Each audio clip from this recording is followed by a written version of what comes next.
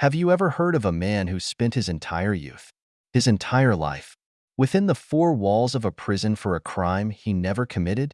Imagine this: 30 years living in the shadow of injustice, forgotten by the world. But the miracle isn't just how he survived those years. It's how he turned pain into hope, loss into music that touched millions of hearts. Today, we tell the story of Michael Hayes, a man who went from being wrongfully imprisoned to becoming a symbol of faith and resilience. Join us as we delve into this extraordinary journey, a journey that will leave you both reflective and deeply moved. Don't forget to like, share, and subscribe to Life Stories so you never miss inspiring tales like this one. Stay tuned, because the story ahead will bring you emotions you'll never forget. Michael Hayes, a man with weary eyes yet still radiating a steadfast resolve, endured 30 years of wrongful imprisonment. When recounting his story, Michael often begins with a simple but haunting statement: "My life was stolen from me when I had just turned 18. One autumn day that year." Michael, a young black man growing up in a working-class neighborhood in the South, was suddenly arrested by the police on his way home. They claimed he was a suspect in an armed robbery, a crime Michael had never even heard of. He knew nothing about the victim, the location of the incident, or even the time it supposedly took place. The only reason he was arrested? A witness described the perpetrator as a tall, slim, dark-skinned young man. For the justice system at the time, that was enough to condemn an innocent life. In the courtroom, Michael pleaded, desperately trying to convince everyone of his innocence. But no one listened. The jury, all of whom were white, convicted him after just a few hours of deliberation. Michael remembers that moment vividly.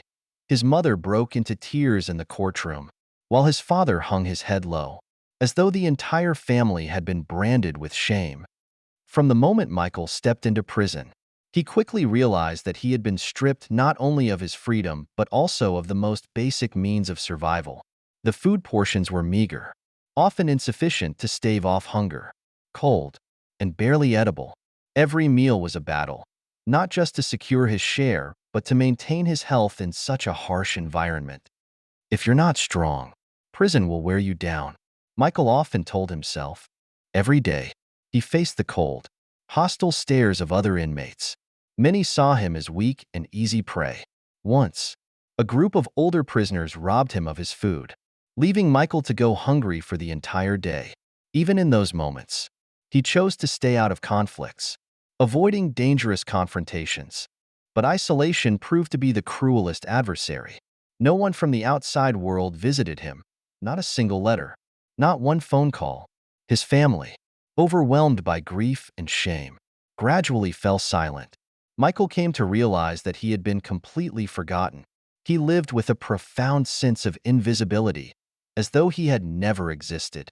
You can't truly understand loneliness until you have no one left to call by name, Michael once confessed. Michael Hayes' story, from the very first pages, compels anyone who hears it to ask themselves, if I were in his situation, could I endure it? It's a story of pain, but also of the extraordinary power of faith and music. In that endless darkness, music became Michael's sole companion. Music couldn't free me from prison, but it freed me from the captivity of despair. Michael once said, his songs became a source of light, a thread that connected him to the world he had lost. He began singing as a way to keep his will to live alive. The songs weren't just melodies, they were prayers, his way of sharing his story with God. At first, he sang softly, as if even he wasn't allowed to raise his voice. But night after night, his voice grew stronger and carried farther. Drawing from the songs he once heard on the radio, Michael began crafting his own lyrics and melodies. Steeped in pain, longing for freedom, and a fragile hope, these songs became a bridge between him and the world he had been torn away from. One night, as Michael was lost in a melody he had just composed, an unexpected sound broke the silence. He stopped, turning toward the iron door. A prison guard, an older man, stood there quietly listening. The guard's usual hardened gaze was replaced with something softer, emotion. "You sing like you're talking to God," he said softly. Before walking away, Yet even that small moment of connection couldn't change reality. The rules of the prison forbade any sign of favoritism from the guards. Despite his emotion, the guard couldn't do anything to help Michael escape that place. Michael could only return to his cell, continuing to sing, clinging to music as if it were a fragile lifeline. Though imprisoned, Michael never stopped fighting for the truth. He spent hours each day writing letters. These letters, handwritten on old scraps of paper, were sent to anyone he thought might be able to help him: lawyers, journalists, human rights organizations, even celebrities. Each letter was a glimmer of hope, but also a challenge. Many times, Michael received letters returned to sender, or worse, no response at all. Yet, he didn't give up. They might ignore one letter, but they can't ignore them all, he thought. And so, hundreds of letters were written over the decades.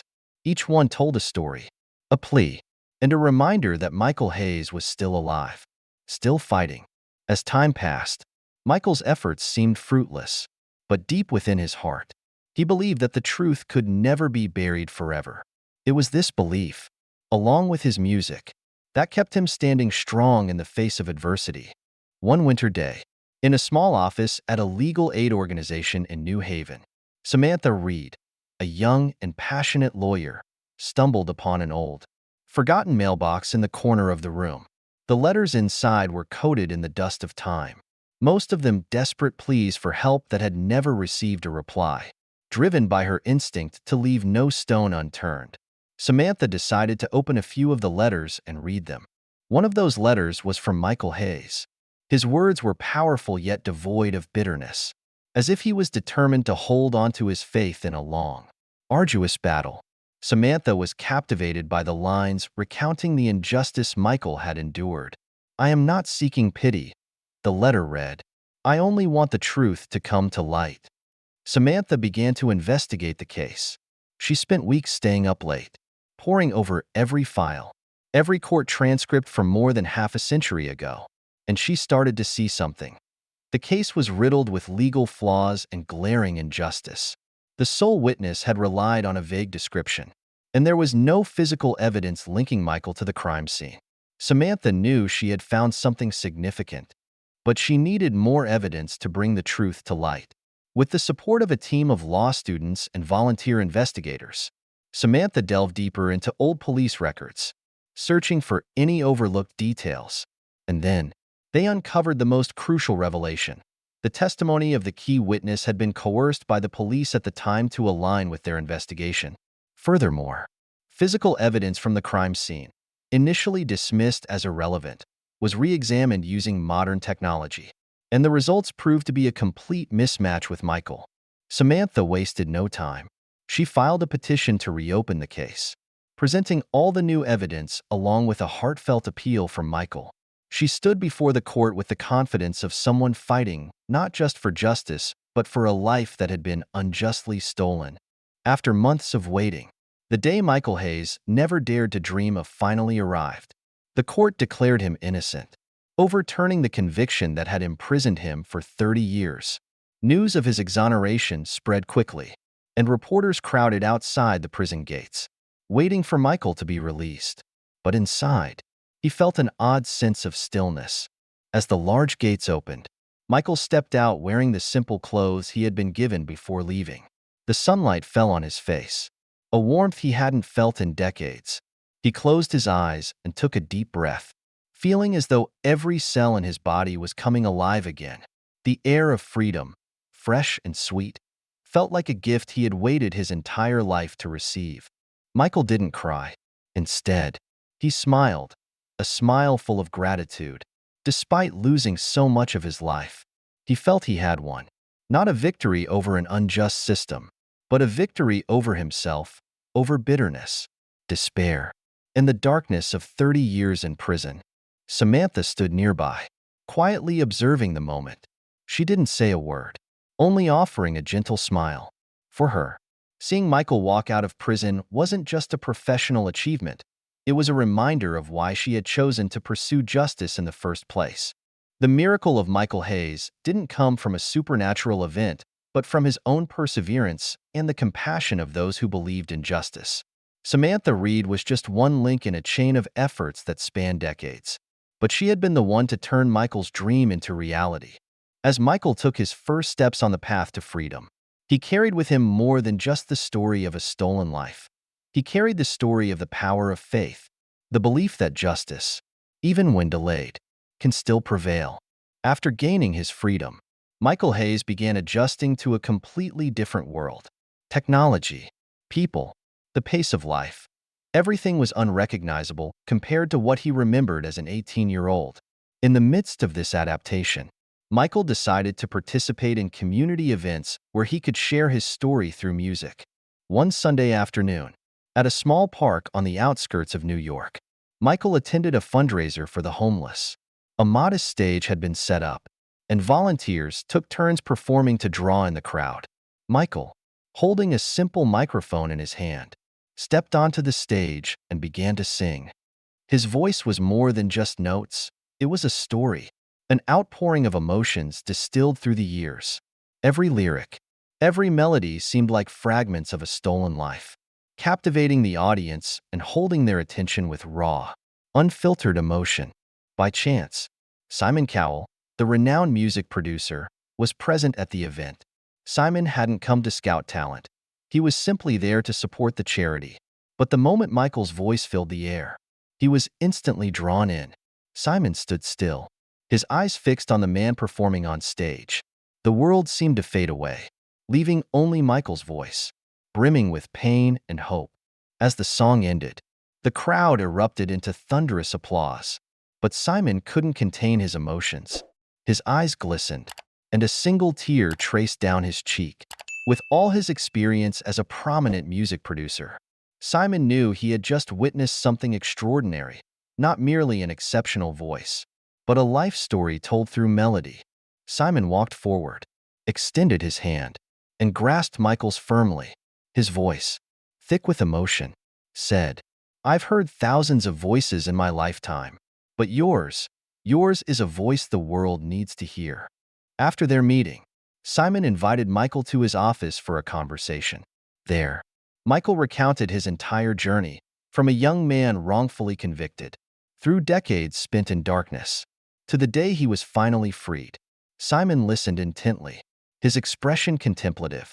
When Michael finished, Simon said, "Michael, your story isn't just about justice, it's about faith and resilience.